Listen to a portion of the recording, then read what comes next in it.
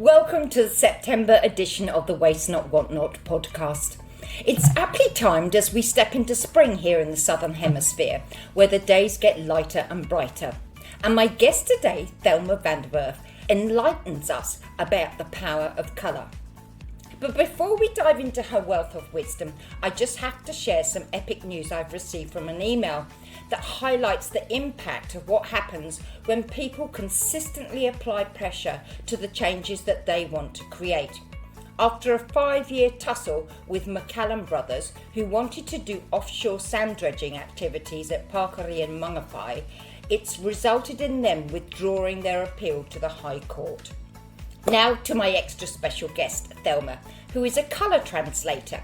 She has an in-depth understanding of the language of colour to give people an insight into who they are at a cellular level.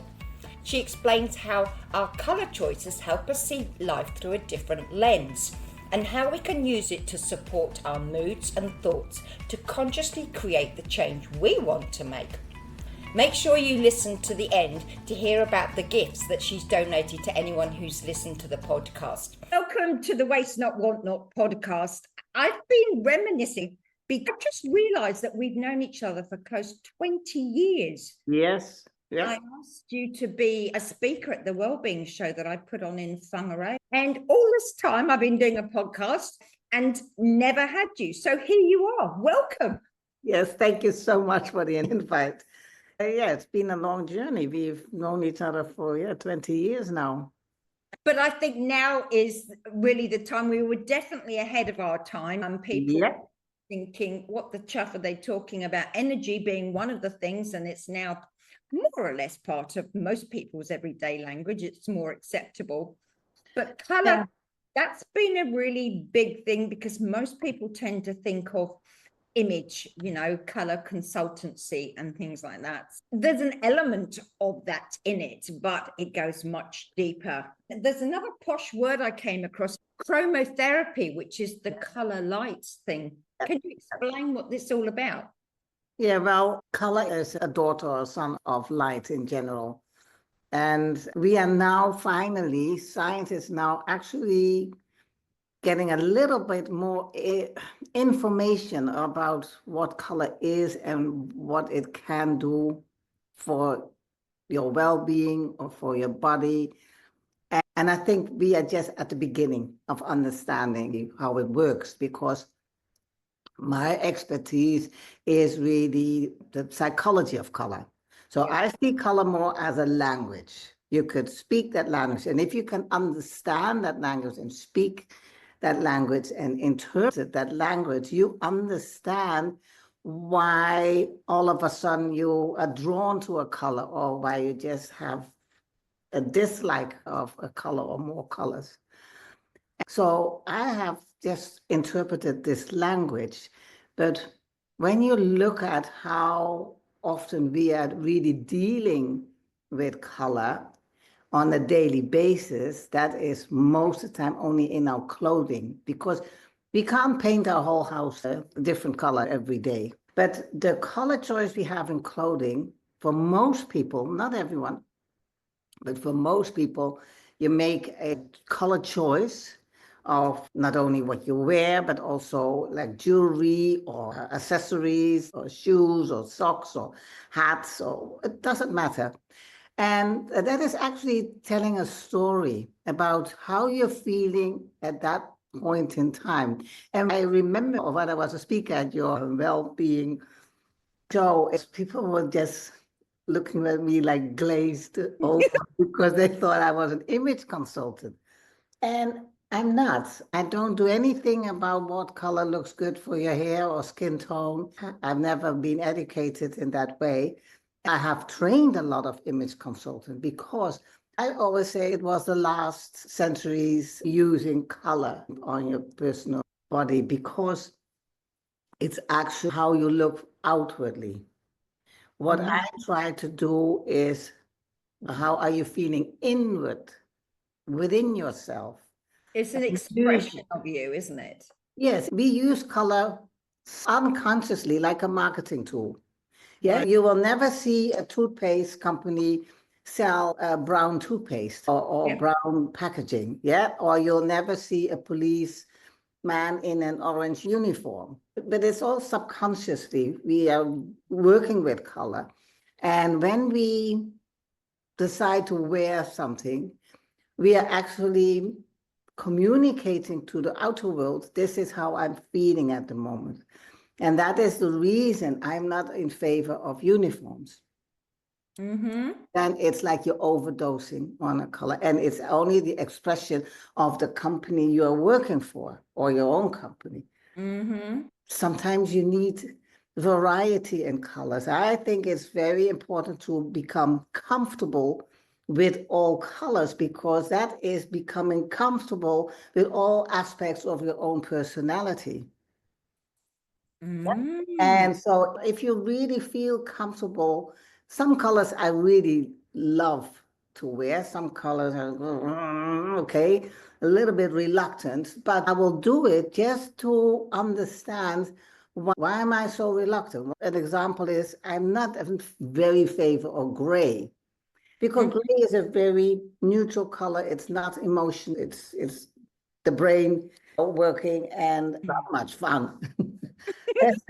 But you know, if you have a company, you need gray. You need to do the accounting. You need to do whatever analytics. Those are the things I just don't like. Don't like doing it. But I can get that color into my world or life just consciously, and then see what happens. I probably will never really love it, but that's okay. Like life, because it's not just black and white. There's so many shades of grey in between. So we Yes. really need Yeah. to introduce. Yeah.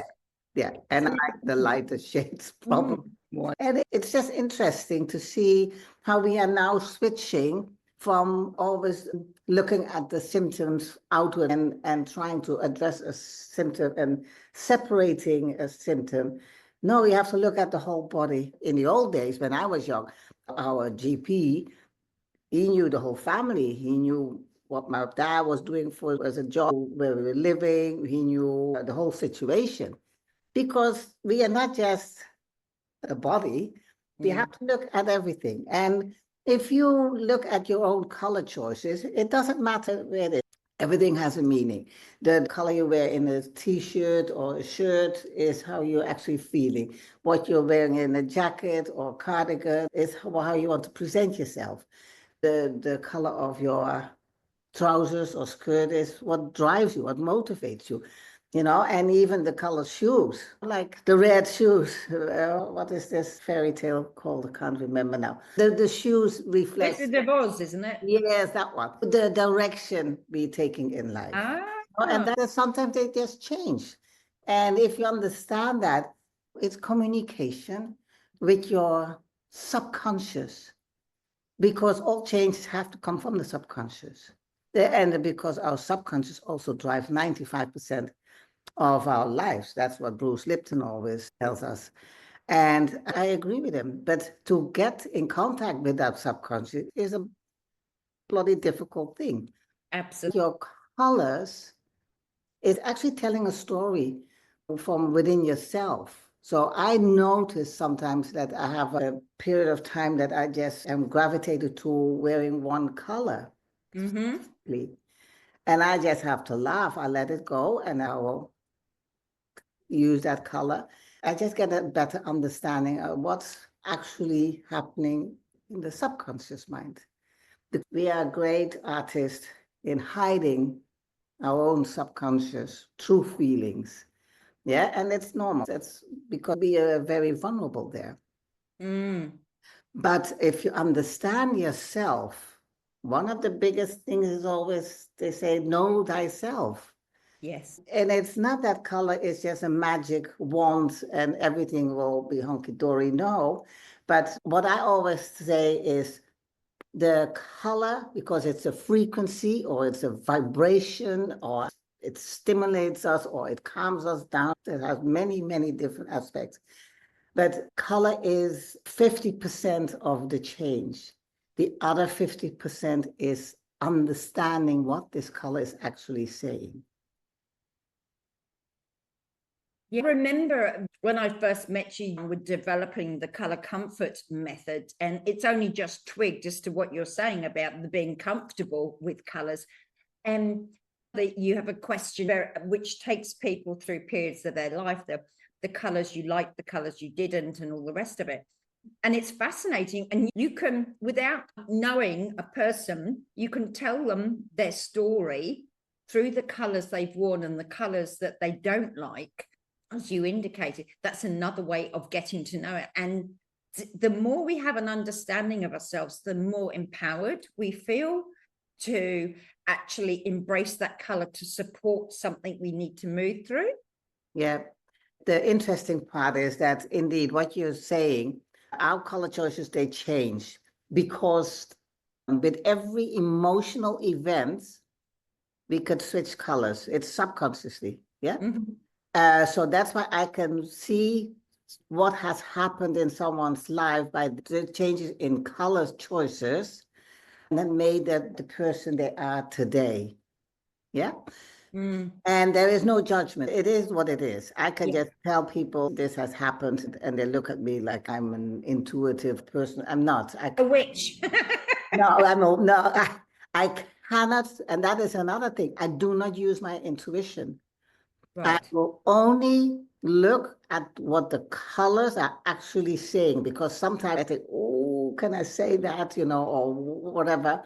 And I've also experienced very often that people would look at me and they say, I've never told that to anyone. Because their color choices are actually communicating. And what happens is that when someone gets a confirmation that it wasn't their fault that they were abused, or it wasn't doing that parents, did what happened in their life, or whatever it is a fantastic way of relief, of like, oh, it's not my doing. I'm not to blame for anything. So yeah, it's a very comforting way of looking at it. And also, that's why I say to people, try and be comfortable with all colors. It's just like nutrients, I love peas, for instance, or beans. Yeah, and they're very healthy. But if I eat them for breakfast, lunch, and dinner every single day, I'm missing out on the other colors of the plant-based nutrition. So it's not that one color is better than the other. They all have their own position and they all need to be, embraced. And that is why it's so important to become comfortable with colors and allow the color to comfort you. A little example, I had my mother died, I think 10 years ago, but she came here to New Zealand to die here because there was space for her. And we knew she was not going back. And it took 2 months and she died peacefully. And after that, it took me about, I think, 3 months. I was only wearing soft pink, only soft pink. I could not get out of this soft pink, and I had to chuckle and laugh because I realized, yes, this soft pink, it's a very nurturing color. It's a very soft color. So I had supported my mom in all those months, but now the color was actually comforting me. I needed that comfort too. I had to look after myself too. So it talks to you. It just gives you clues. And as I said, there are no good and there are no bad colors.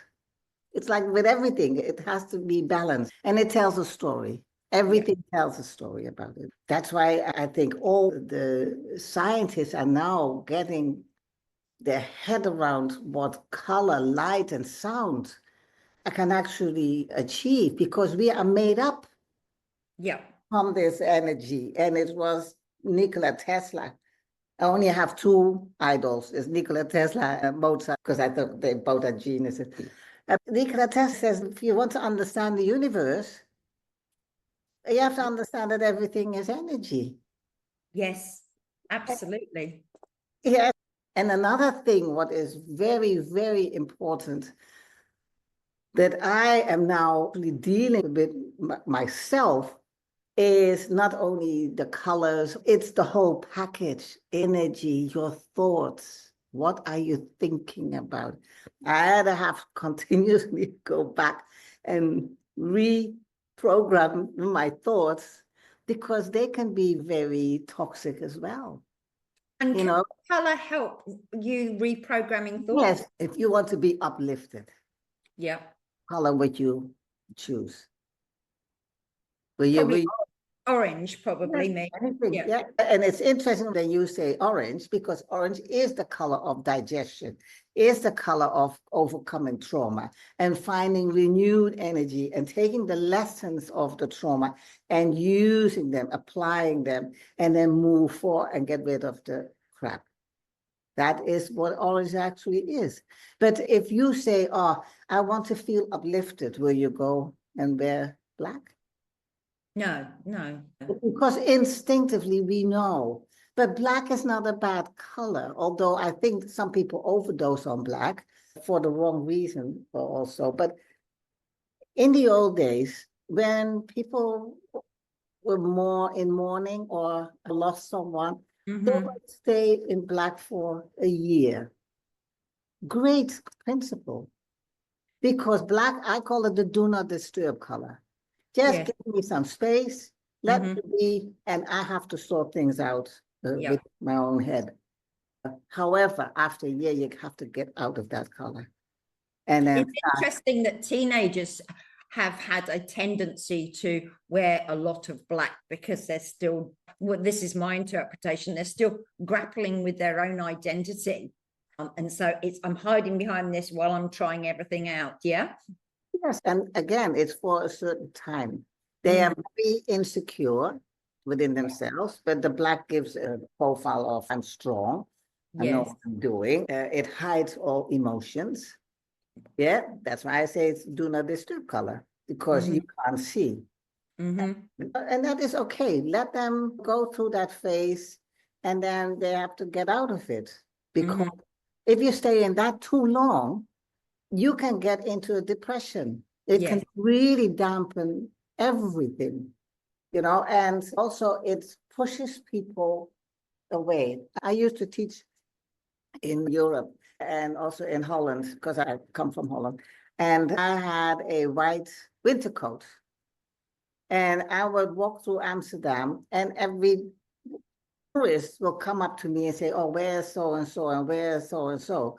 And I thought, why on earth are they all asking me? Well, I don't live here anymore. So most of the time I said, I don't know. But then I looked around and yes, everyone is wearing dark black or brown winter coats. And I'm standing there like a Beacon. and they thought, okay, because white is an open color. Yes. It's very inviting. Yeah. Yeah. Yeah. And black is not. And I realized, it's just the colors. It speaks volumes, doesn't it? And it just reminds me, sometimes if you're going out somewhere and you think, oh, I'm going to wear X, Y, or Z, and you get to change and you think, this is not fitting. No, I'm just going to need to throw all the wardrobe onto the bed till I find something that fits. Yeah, because when you made that decision, you were in a different mindset or mind frame. You felt differently. And that is why I always say to parents, let your kids just choose their own clothes and colors because they don't have any idea of fashion or what looks well. Then let them just go for it. And sometimes they look like a clown, but is that bad? I noticed with my granddaughter, she's just turned 7 and pinks and purples were her thing. But it was funny. She said to me the other day that she's changed to indigo now. Wow. What does she call it? Evening blue. Wow. Yes. But she wears like stripes and flowers and all sorts of patterns all together. And as you say, they're not shut down by what they should wear because they're allowed to choose their own clothes. And sometimes she could look like a street urchin, but she's in her element. That is fantastic. If kids feel happy within themselves, Yes. Yeah. that is the whole thing, to express yourself. Yeah, I have a lot of very colorful clothes, but I don't always wear a lot of color. There's sometimes I do, but then I like clashing colors like orange and magenta or purple and red and these really vibrant. And then another day I just wear, like now it's just blue and it's calm. So every color will really say how you're feeling. And then why do you think that marketing spends so much money on advertising and packaging and color choices for the logo, for the products, for whatever? Because the color is communicating what this is about. So my colours are teal, gold, and cerise pink. What can you tell me? Do I need help? What am I conveying? You're beyond help. You. I love you too. No, say that again. When did we do those colors? Was that with colonostics? No, it was probably the beginning of this year. I changed from a light blue just to the teal and gold, and then it's splashes of cerise pink. So you mean the hot pink, huh? Yeah.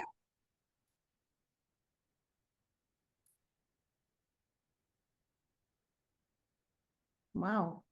Okay. So for me, the teal, it is the masculine of the turquoise. So it's really you are starting to express more of your creative thoughts and ideas. And actually it's interesting because what you are doing, you're integrating old wisdom, old knowledge, we call that old wisdom, ancient knowledge. So you're bringing that in and you're making it into something that is actually expressing from yourself. You want to help people and be different in your approach to things and be a little bit more innovative and see how you can actually help other people with that, forging together all that knowledge, but in a playful and interesting way, and not in too boring, like boring. Yeah. We don't like boring. No, I don't do boring. No, and you're not boring. So, so have you changed something in your work or in your mindset? Because you said it was a lot of blue before. It was very pale blue, and I made the analogy with the ocean, but I'm a kind of feet first thing. So people can tell me things, but I never believe it until such time as I've experienced it myself. And so I love metaphors to explain ancient wisdom, including energy and things like that. And it's a bit like recently I've got a course, Alchemize Your Sovereignty, and I'm using kintsugi, which is the bowls where you accentuate the so-called broken pieces, and it's even more exquisite once it's glued together with gold pieces. And so for me, that says a lot about we're not broken.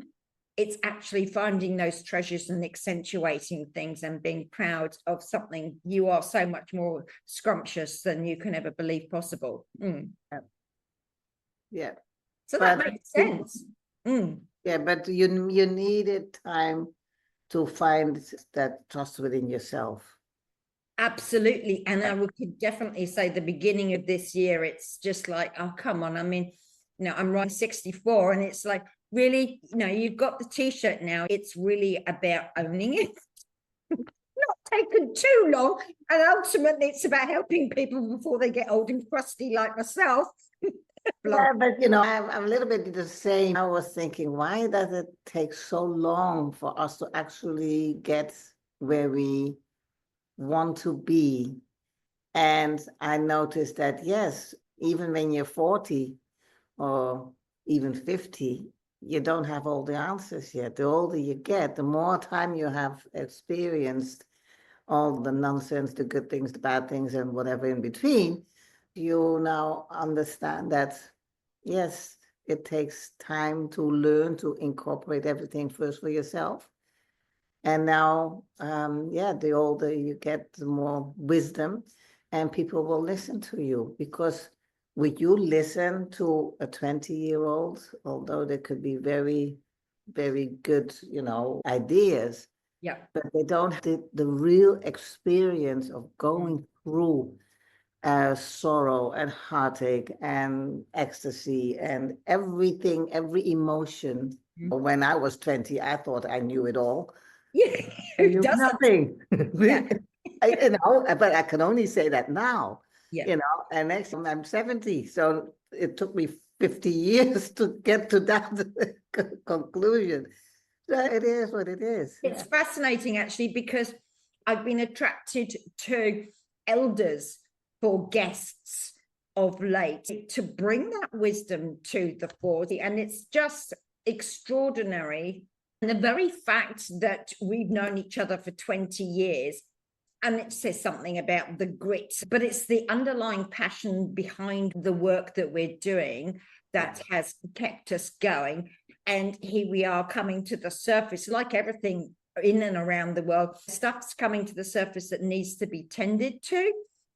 Equally, the shit is as well. It's the whole spectrum of things that is important. What was it that intrigued you or sparked something to follow the path of colour? I came to New Zealand, didn't know why I had to come here. I used to meditate a lot, and I just heard that you're going to New Zealand. And then when I was here and I meditated, and I just asked Spirit, okay, I would like to do something for people, for humankind. What is it that I can do? And I just got an answer, well, if you want to help, then you could use color or sound or live food. Those were the three options. And I thought, okay, didn't have a clue, but within, I think, 2 or 3 days, I visited someone and they had orosoma bottles with all the colors exposed there because she is an orosoma practitioner. And I just asked her about what are these bottles because they're very colorful. And the next week, I started my first course. So then I did all levels of orosoma, but I went on because I wanted to apply the knowledge of color really to the body and not have like a personality. That's too general. Yes. Because even you and I can wear the same colors, but if we just change one, where you wear it as a shirt and I will wear that color only as shoes, for instance, got a completely different meaning already. Mm-hmm. It has to be very, very personal. So that is how I started. I combined the knowledge of the color psychology with the body-mind readings, like you could do face reading, but you could also read the body. So I combined the body readings with the colors. You just look at someone's face and you can read, the Chinese do it a lot for the medical. Yeah, they look at your tongue or where the skin is saggy or the colors of the skin or whatever. I've just done it for the body. So where on the body are certain colors. Not nothing magic, it just gives information. How that person is feeling. I still remember one day I came into a party and there was this woman sitting there all in black. Everything was black, but she had one big hanger sitting there and it was a bright turquoise. And I just said to her, listen, you're very creative. You have so much to share. You could be a very good teacher because it was on her communication area as well. But you're hiding, you're not doing it. And she just looked at me. She said, how do you know? I said, well, because you're showing me your colors you're wearing. And I could go on, but it's in a party, I will stop because it's not in a personal setting. You can just read someone just by looking at their colors. How are you today? Well, you're showing it. Wow. And so you say that things are developing, and because I know for myself with the sound side and the energy side, they're looking at photons. We're basically made of light. It's frequency energy, which is light and sound waves. I'm still the president of the International Light Association. That is a non-profit association who bring people from all over the world who are working with light, color, and sound for health and wellness. So there's a lot of research being done. They are inventing more. Well, like now you see the red light therapy or the infrared sauna. It's all coming to like now. Well, because when we started, well, those 20 years ago, people were thinking we lost the plot somewhere. But now, when I say, oh, now I see color as a frequency, no one will say, you're talking nonsense. Mm-hmm. They all know that in the medical world, in the beauty world, a lot of light and color are being applied.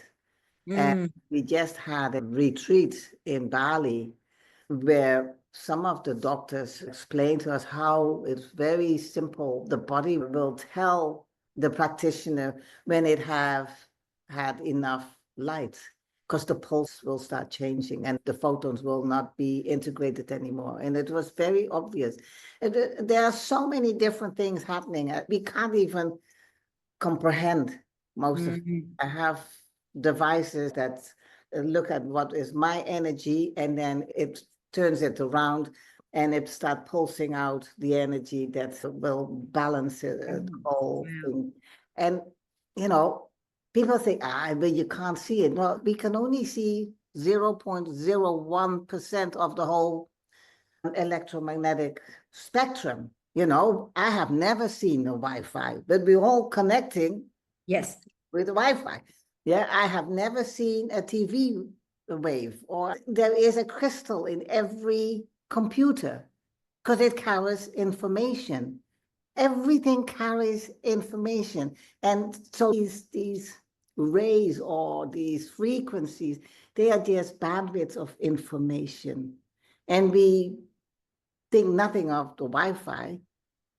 I always love playing with words. So for me, it's like we are surrounded by cosmic intelligence, as I call it, information. And if you think of the word information, when we connect to it, it's in formation. So we are recreating it and bringing it down to the physical level. Yeah. Yeah. And that's it.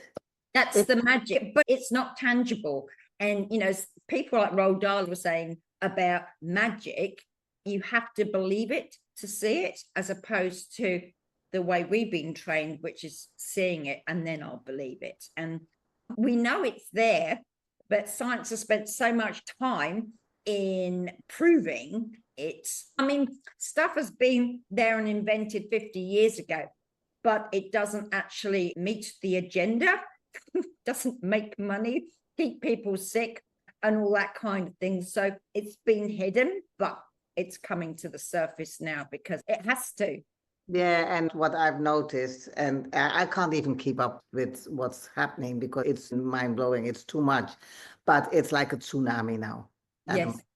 There's so much they are learning, and because they're learning more about how our body reacts or what's happening in the ether, the more they learn, the more they can improve and continue to go on. And it's an interesting subject. But I think the beauty of the work and the stuff that you have created is practical tools. So if you're not intrigued, as we are, in looking deep at the science side of things and integrating it, you've then created color gnostic card and the color comfort method to actually help people. They don't need to understand it. They're just tools that provide the answers and help them. Well, that's why I did it with Mary, who is an NLP expert, and I'm more about the psychology of color. That's why we made this color gnostics. It's actually a tool for coaches and practitioners to really identify very quickly, within 20 minutes, what is the real issue, without spending time to talk about it, dig more questions. No. Pick a color. Yeah. You know, that's it. Pick a color and we will what the issue is.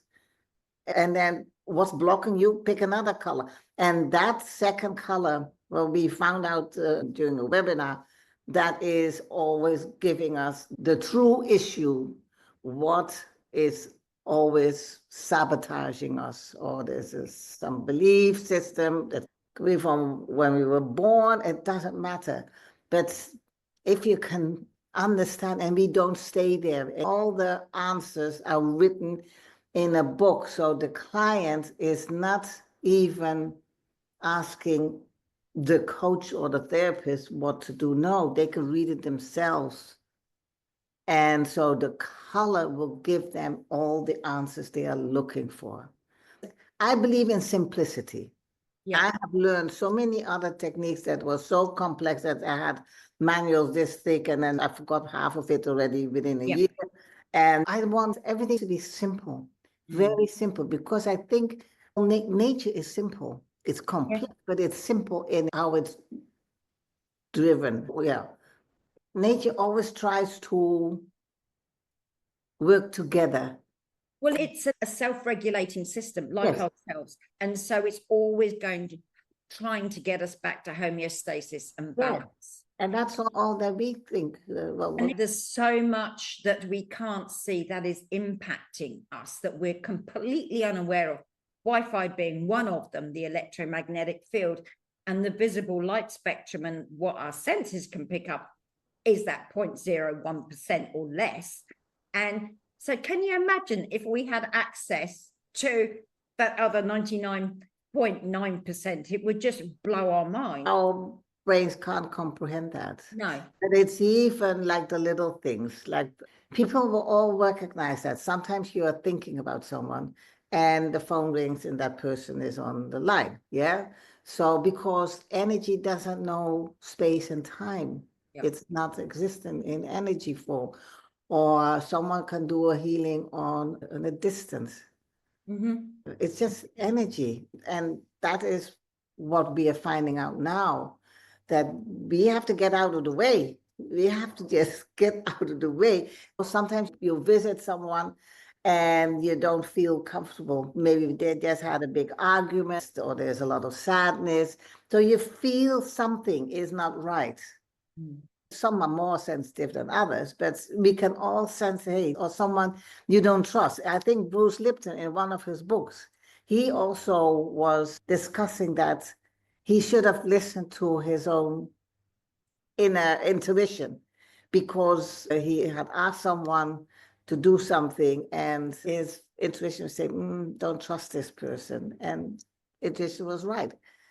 So we have to get back more to not what we see and hear, what we feel. And that is also the basis of, for instance, colonostics. You have to feel. How does this issue make you feel? Don't think about it, because if you stay in your head, you can solve the problem in the first instance by thinking about it. Now you have to feel it. And then you choose a color, and the color will tell you exactly what it is. So we have to go back to feeling. And again, it's really getting in touch with ourselves, because the other beauty of the color and the booklet that you've created is it's not saying you're broken. It's not saying there's something wrong with you. It's not saying this is a bad thing. There's no judgment on it. It's letting you know the state of your being, how that energy is just a reflection of how you're feeling, and you can process it for yourself. And there's colors you can use to actually balance it and bring it back. And again, as it's a natural thing, just like nature, really. Yeah, everything needs to be simple. Yes. And I think that's the thing that I'm also trying to do with the metaphors, is to make it simple, because it's a bit like my work with the horses as well. They have no agenda. They've got no idea what's going on, but they can reflect the energy that is around them. And the talk therapy can go on. You can help someone understand something, but I have found so many people come to me who've been to counselors, and there's some people doing amazing work, but the very fact that we're going round and round and round in circles, we're saying the same things, we're making those thoughts heavier, they're right in front of us, and it's about moving through it. And the moving, to get movement, you need to shift that energy and understand what it is. And color is a beautiful way of doing it, isn't it? Yeah. And movement as well. Movement is very good, but also energy is always the large capital E.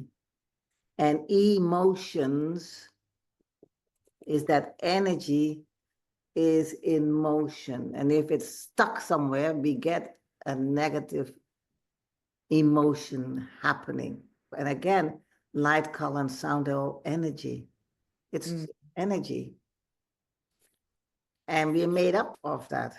I think the big part is just listening in and tuning into yourself, your own needs, because we're not all out the same mold. We all have different metabolisms and different seasons. It depends which part of the world you are. I mean, I'm definitely a summer bunny, and I need to do more movement and get more light in the winter because it can be oppressive, but I do things to counterbalance it as well. No, it is good to just listen to yourself. Listen to yourself. And we will make mistakes, but learn from them.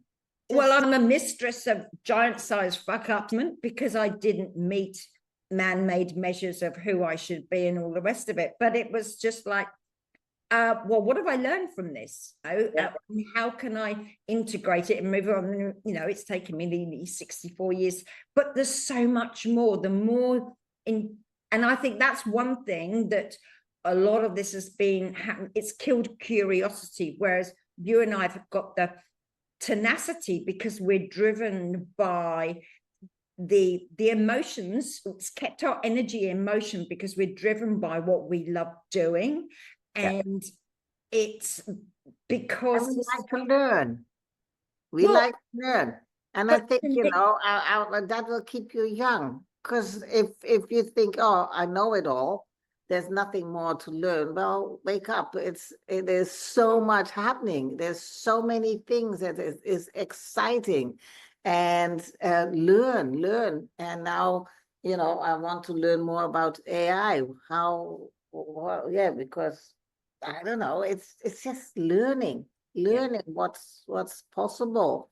And if you make a mistake, well, then you try again or you go another direction. It's well, I went to a private school because I thought that would help me, but I've managed to fail everything, and it didn't help. No, not in the slightest, but it killed my curiosity. It really did. And for me, you know, every time I open another door and I'm listening to another podcast, it's like, oh, it's exciting. And I've got 600 tabs up that I'm going to listen to this one and that one and integrate it. Yeah. And it's that insatiable appetite that they try and instill in you in school. It's done wrong. So it's just allowing, like you're saying with children, allowing them to dress how they want to. We'll allow them listen to the things that they're saying and help them follow the path that really lights them up. It's all about that energy, isn't it? Because it does energize us. You know, I know a lot of people who are our age, older generation, who are, bless their cottons, a lot of ailments, and they're stuck, and they're so much older than their years because they just have lost that spark. I did see something the other day. Do you remember the actress Patricia Routledge? She played Hyacinth in the Keeping Up Appearances program, Mrs. Bouquet. Well, the funny thing, we loved that program because my mum remarried a chap called Bucket, was her surname, you see. So we used to call her Mrs. Bouquet. But she's now reached 95. And so it was 40 odd years ago, that program, holy moly. And that the wisdom that she has acquired as the decades have gone on, she's written this thing, life has become simpler and much more pleasurable. And it's letting go of that ego because we don't need to prove ourselves. It's understanding ourselves and our needs. And that's what she portrays. Amazing, eh? Wow. Yeah, that is such a funny program. I really loved it. Because it was exactly the opposite. all about appearances, Yes. all about what other people think of you, Yep. all about what would the neighbors say. It is just, it's a lot of Bullshit. It was very prevalent in England because it's so snotty and it is all about keeping up with it. That's one reason why I ran away to New Zealand, because it was very grounded, apart from the light, you see. And I found it so oppressive in England. Never mind the fact that everything's quite claustrophobic and close together. That's why I love New Zealand. Light is the thing that attracts me and lights me up. Yeah. Mm. Yeah, no, it's an interesting concept. That's why I'm quite optimistic. I do believe that we are shifting, we are changing. There's a big transformation happening, and the younger generation is more in tune now. Not all of them, of course, but there is a movement under the younger generations who are really very alert of what are we doing with nature and with the planet and how we can stop polluting things. So there is a change. And then my kids always accuse me, the baby boomer, of making this mess. So, well, it wasn't me alone, but it is. Yeah, so I'm quite optimistic in that sense. And I think, unlike our generation and our parents, the kids nowadays are not afraid to ask why and be controversial and not take information that's given to them at face value because they want to get to the bottom of it for themselves and understand it. Well, my kids don't even ask why. They just accuse me of being the wrong generation. Yeah, because we were the ones who made this mess. Mother Earth is giving us a message at the moment. It's an absolutely foul day out there today. And there's floods and earthquakes and all sorts, and volcanoes erupting all over the place and getting us back to waking us up, basically. And it's about respect, irrespective of who you are, taking away all those labels and understanding the state of being. So it's a beautiful, colourful world out there to be understood. So yes, a book or a person that influenced you earlier? You mentioned Tesla and Mozart. Yes, they are my idols. I don't have any other idols. Why? Because I have a feeling that they got a lot of inspiration. They knew what to do. They were connected to a force. Some people will call it the creator or God or anything. And they just created these beautiful things that were just good for humanity. And also how they both ended. Right. Not appreciated, not far too young, not a big celebrity. No, that only came afterwards.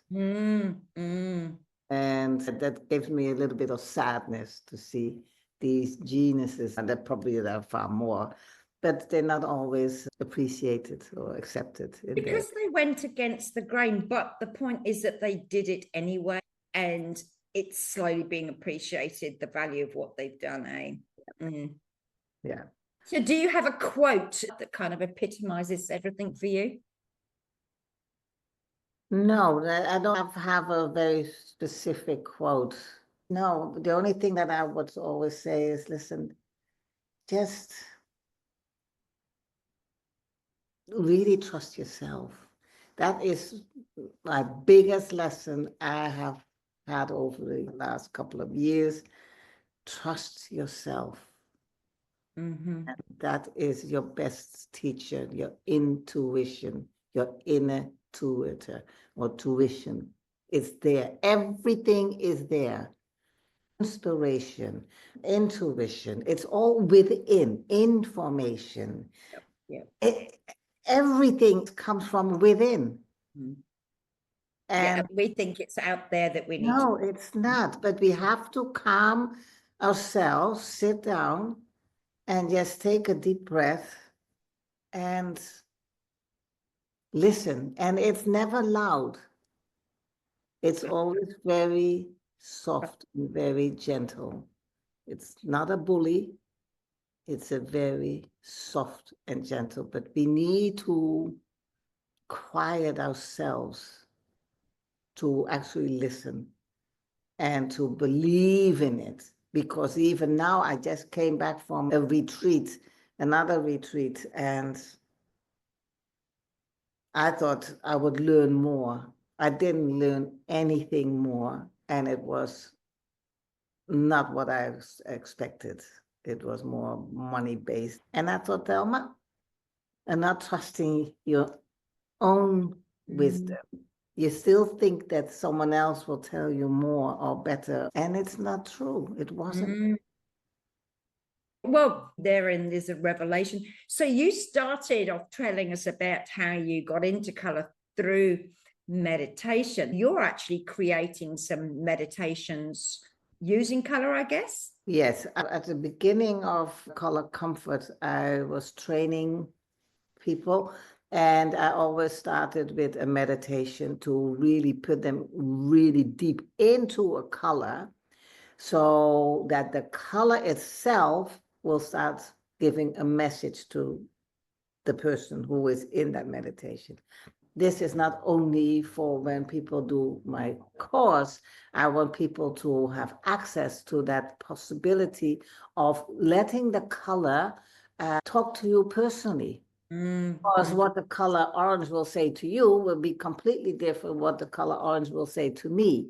Or you could even get very frustrated with a color, or you could feel wonderful, or you could feel not so wonderful. It will just put you in that frequency, that energy, what actually needs to be listened to or addressed. And again, it comes from within. I'm not telling anyone. I'm just putting you in that color. That's it. And then I'll let the color give you a message. The only thing I would say when I launched it, I said, don't do 17 color meditation in one day because too much. Because even when I used to teach the methods, I would notice that just talking about colors could trigger emotions. I've had it so often that I would talk about a color that is really an issue with someone, and people would just tear up. And I have two colors that are very sensitive for a lot of people.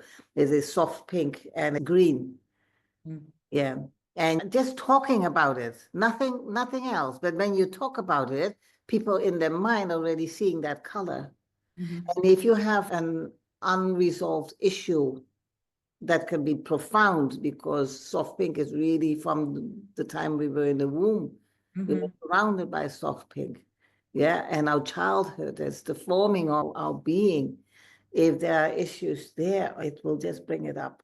And another color is the green. The green is color of setting your own boundaries. And I think, well, 70–80% of people have had situations where their boundaries were overstepped. And that could be in many, many different ways. But now it's getting, I think, more clearer that those things, that kind of behavior, it's not selfish, it's self first. We need to look after ourselves first. And in our generation, we were called selfish. Yes. Has nothing to do with that. So you see that is a change as well. I've even bought some green thing. I never used to wear it. So you could see how every day is different. Go with the flow and see what colors are telling you. So what do you do when you feel in a funk then? You know what? That has nothing to do with color. I take the dogs for a walk. I love to be outside in nature, just walking. And again, that's for me, it's movement. I'm not a gym bunny or those kind of things. I like walking. And I like to observe the sea. What color does the sea have? Or the plants. I love to look at plants. And again, if you look at, especially here in New Zealand, it's a green country. You're surrounded by green, and green is always the color of the heart. Follow your own heart, follow it.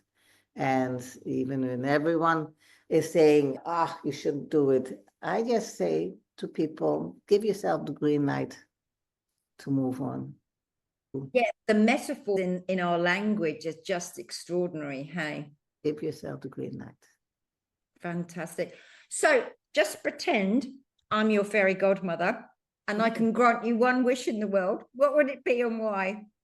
I would love people to understand and work more with light, color, and sound as an energy, because we are made up of this. So if you really want true transformation or true healing or happiness, go within energy healing, change your frequency. That is where we should be going forward. And it doesn't cost an arm and a leg. Old tribes, they still work with all of that. Yeah. And we say about them, they are primitive. No, they're not. They're far advanced, because the ones who are primitive is we.